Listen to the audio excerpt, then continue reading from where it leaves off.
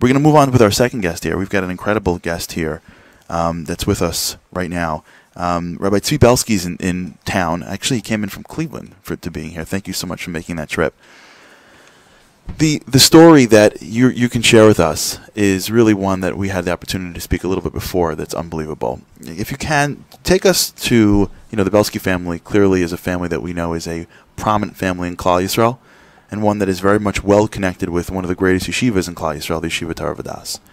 Tell us a little bit about how Torah Vdaath was even founded. Now you look around and go, oh, Torah Vdaath, it came down from Shemayim and landed in Brooklyn. But really, how was it originally founded? Okay, thank you, Charlie. So Torah Vdaath all started with one Yom Kippur, one fateful Yom Kippur, 100 years ago. Will be this Yom Kippur. 100 years ago, this Yom Kippur? 100 years ago. Will be Wow. this Yom Kippur, yes. I like that. And I thank my cousin Binyomin Goretz, who did most of the research about my great-grandfather's life. So my great-grandfather, Binyomin Wilhelm, grew up in Poland. When he was 12 years old, he lost his mother. His father was not able to take care of him when he was 12 years old, so he was invited by some cousins who lived in a different Polish city. They invited him in. He stayed with them for 2 years. After those 2 years, they moved to Eretz Yisrael, and they weren't going to take him with them. So he had to find a new place. So for a short while, he went from cousin to cousin and finally landed up in his grandfather's house, who was very poor. His grandfather only had one bed, and his grandfather slept at one end of the bed, and he slept at the other end of the bed. And about a year later, young Binyamin, he was 16 years old at that point, he woke up to the traumatic discovery that his grandfather had died during the night. Oh my gosh. And he had to bury his grandfather, find the Chevra Kadisha and bury his grandfather. This type of background, by the way, as you're starting, I'm thinking if this would be today, that kid would be totally blown out. That's I mean, right. the level of tragedy that goes through before they're 16, it's unbelievable. That's right, right. And he was all alone, completely alone, a teenager. He had no money.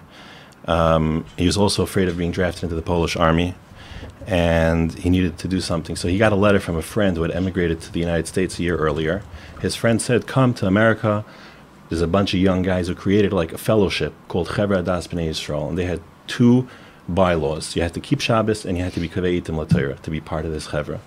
And he said, come join us, come to America, and you'll make it, you'll be good, you'll have to stay from. And Binyamin never went to yeshiva. He didn't have the opportunity to learn in yeshiva. So he couldn't get his own passport. He was so alone. His friend sent him the passport by mail, and he came on his friend's passport. Talk about an undocumented citizen. Wow. And he came. He settled in the Lower East Side in a tenement, got jobs, got fired every week because he was keeping Shabbos. And after 8 months, he went into business on his own. So he got married. He settled in the Lower East Side, and as the family was growing, they wanted to move to the more spacious Williamsburg across the bridge. But there was no yeshiva in Williamsburg. There was a yeshiva in the Lower East Side, RJJ, but there was no yeshiva in Williamsburg. And they said, we can't move to Williamsburg if there's no yeshiva. So he started talking to some people in Williamsburg about opening yeshiva, and they said, there are so many chashuva, wonderful people in Williamsburg at that time. There were chashuva rabbanim, but they had tried so many times to open a yeshiva, and the attitude was despondency, despair, hopelessness. It was just dejection. They tried and they said, forget about it. This is America. This is Brooklyn. You're never opening yeshiva. We will never have a yeshiva in Brooklyn. Wow. And he was really, really upset. And when they said he was dreaming. But he did find a kindred spirit and an ally in one young Rav in Williamsburg who was a Rav of a shul, Rabbi Zev Gold, who happened to have also been the head of Mizrahi in the United States. And he also found an ally in a businessman named Leibel Dershowitz, who actually gave him the idea to open a yeshiva in Williamsburg.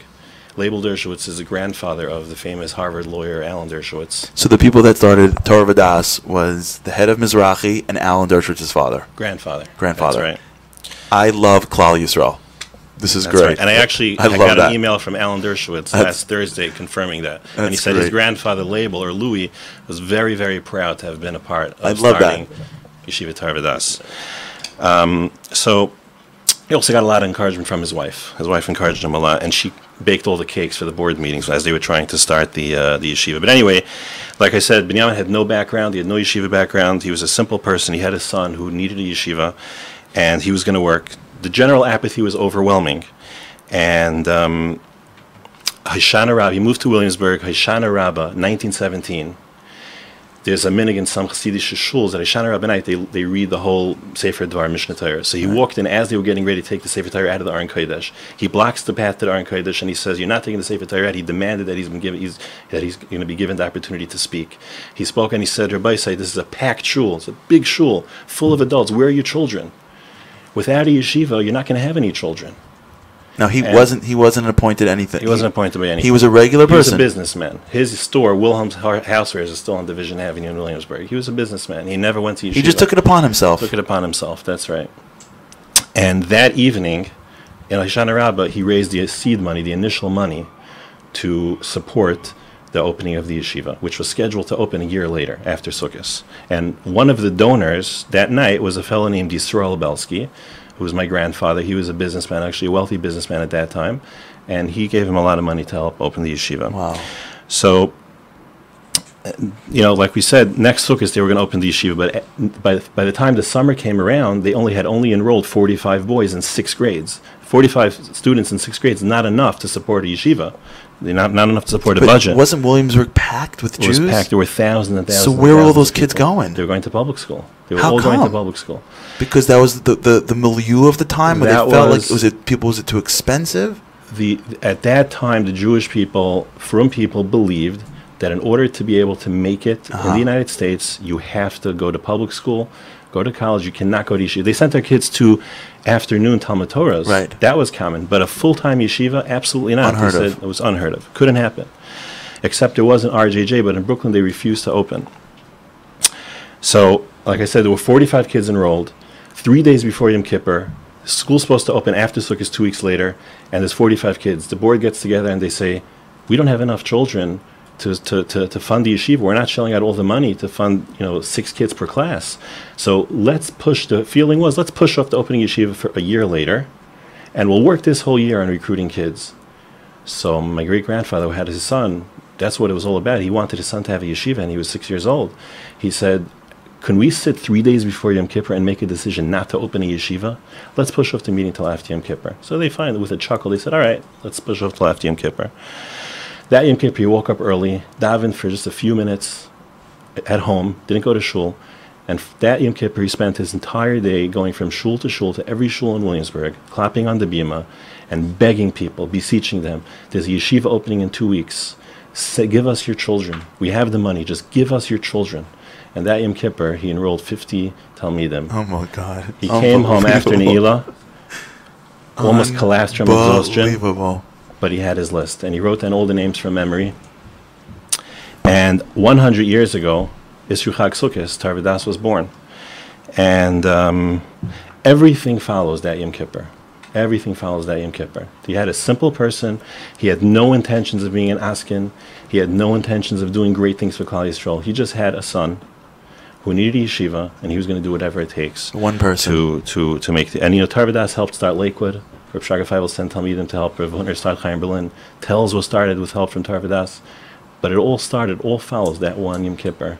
It all follows that one balabas that says, "That's right. No one appointed me to be in charge of the community, but there's a need, and I'm not necessarily equipped for the need. But who cares? This is the story of great people. That's right. This is how it works. That's right. Unbelievable. That's right.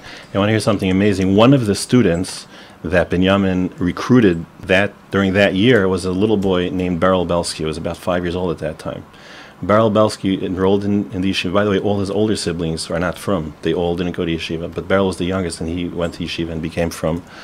And 20 years later, he became the son-in-law of Binyomin Wilhelm, and Beryl's my grandfather. So, and Beryl's the father. Beryl's son, my father was there. She ended up being the Rosh Yeshiva. Unbelievable. So, and that from the balabas who sees, so from Mr. Wilhelm, and having that balabas, Yisrael Belsky Sr., giving him the money, to then getting his son to join.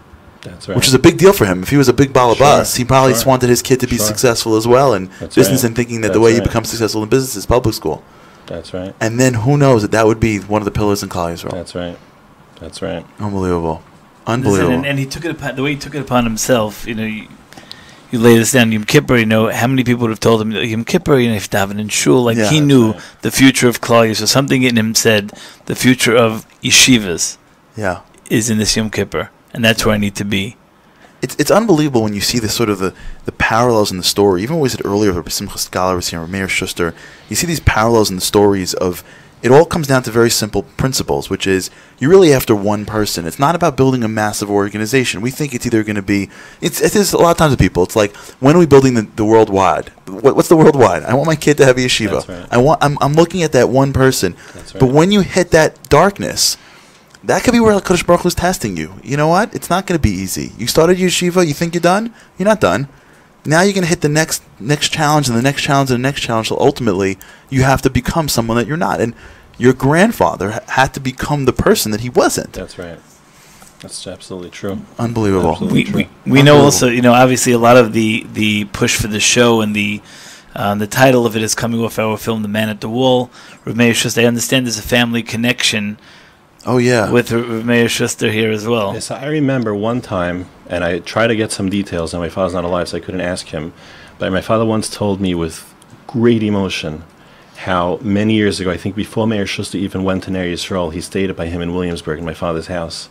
And my father said he was such an awkward and shy person, but I saw in him a volcano of emotion to help Yidden ready to explode. I just saw that was, and he said pre 1960. This was when Meir Schuster was a young bacher before, and he said he knew one day this person's going to do wonders. And later in my father's life, my father worked very hard to get him and his Talmidim to help support what Meir Schuster was doing because of that. But yeah, wow, unbelievable. I know that your father is known for going to Yoshiyahu during Tisha B'Av. Why was he constantly? I know that's always been his connection. How that's come? right. Every Tisha B'Av, my father spoke when he explained the Kinnis to his Talmidim in Camp Aguda. He always spoke about Yoshiyahu HaMelech, and Yoshiyahu HaMelech was one of the last kings, and his father was Amma and his grandfather was Menashe. His father and grandfather were big Rishoyim. They brought Klal Yisrael down the road of Avodah Zarah and other terrible crimes. And the Yoshiyahu ended up becoming a very big tzaddik. What happened? After his father Amen died, and Klal Yisrael was worshiping, a very large portion of Klal Yisrael was worshiping Avodah Zarah. They really reckoned, if you can say that about Klal Yisrael in Eretz Yisrael at the time during the second Beis Hamikdash. And he sensed, as an 8-year-old boy, he sensed that there was more than the foolishness that he was being taught by his father. And he began to ask questions, and he began to inquire, and he began to search, and he began to seek out people who can teach him the right way. And he became a Baal Tshuva. He ended up becoming, like it says in the Kinnis, the greatest king since Moshe Rabbeinu. And he taught Klal Yisrael to get rid of Avodah Zarah, and he brought them back. And Yirmiyahu HaNavi made a takana. It's in Tanakh that every time we mourn over the suffering of Klal Yisrael, every time we cry about Klal Yisrael, we have to mourn over Yoshiyahu's death. Why is Yoshiyahu's death so important? So my father said, Yoshiyahu's story speaks to every one of us. We can identify with his story. He didn't start out as a great tzaddik. He started out in an environment where he was prevented from learning the right thing. His father didn't let him learn about Torah. His father didn't let him learn about Yiddishkeit. And the people around him tried to hide the correct way from him. And he grew and he grew and he searched until he created the greatest wave of tshuva in our nation's history. And this is the punchline that my father said. Chazal say that what drove Yeshiyahu, what was the call to action, what motivated him? He read the pasuk, Or asher yokim es divrei haTorah hazos. You know what he said? The two most marvelous words ever. The most amazing statement. Alai lahakim. The job is mine. It's my responsibility. That call to action brought about the greatest wave of tshuva in our nation's history. Wow. That call to action is what motivated, what moved Binyomin Wilhelm to open Torah Vdaath. And that call to action is what moved Meir Schuster to embrace Jews and introduce them to the beauty of Torah life. Amazing. And that call to action is what should motivate every one of us to do that which Hashem gives us in our power to do. Amazing. And by the way, it's not only that's unbelievable. It's not that they did it. It's with an emotion, and they gave their lives. You know, your grandfather gave Yom Kippur going to 50 shuls, recruiting 50 students from all the shuls in Williamsburg. There was a certain passion that he knew this was the right thing to do. Just to bring you another short clip that we have. And I wanted to thank you for coming in special. Thank you so much for being here. Special coming in from Cleveland. I find it hard to come in from Muncie for this, but try coming over to Bell Park. Right, exactly right. No, but this means a lot that you're here, and it means a lot that we can. It's important for the people that are listening and for us individually to be able to see something like Torah Vdaath. Like your point, you said it very quickly, but it's a point that I hope people take. Lakewood and all the different yeshivas and all what's happened from Torah Vdaath. That's right. That so much of Klal Yisrael is sprouting from the fruits of trees that are planted by parts of Klal Yisrael. That's and to right. think, just to put it all together, even when you talk about the initial seeds by Mizrahi, and you see that when you pull it back, we're all one people, That's right. and we all take care of each other. And at the end of the day, when we didn't have anything, everyone just sort of held each other's hands and made it work. And I hope that at the end of wherever we are right now, as much as Klal Yisrael continues to develop, we always remember we're still those same few people in Williamsburg or wherever we are that are always taking care of each other. And we thank you for being here and sharing that story. And I know personally, I know it's going to impact a lot of people. Thank you so much. You. Thank you very much, Tzvi Belsky.